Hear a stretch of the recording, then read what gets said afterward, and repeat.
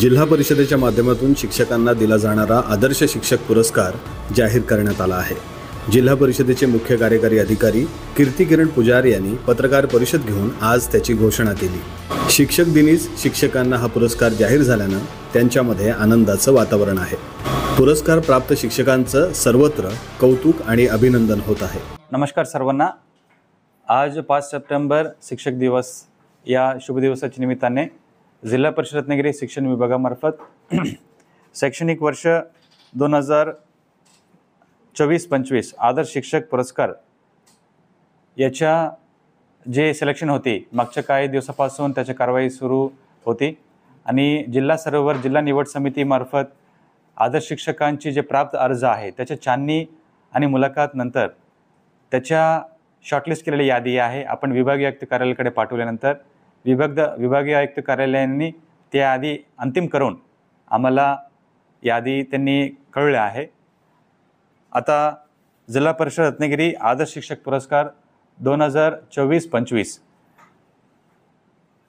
ज्या शिक्षकांनी आदर्श शिक्षक पुरस्कारची ज्यांच्या निवड झालेली आहे त्यांचे नाव मी वाचून दाखवतो।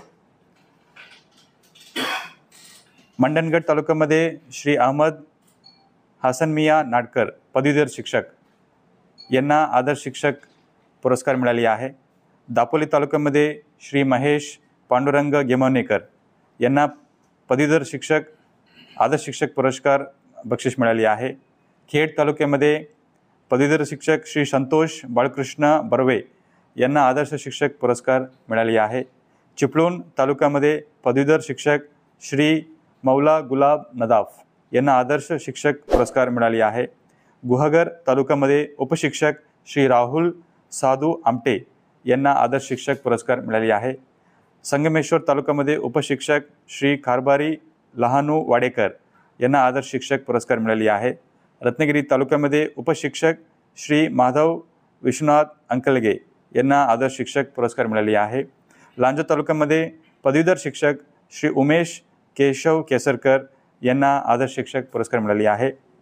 तसेच राजापूर तालुक्यामध्ये पदवीधर शिक्षक श्री सुहास पांडुरंग दोरगुडे यांना आदर्श शिक्षक पुरस्कार मिळाले आहे।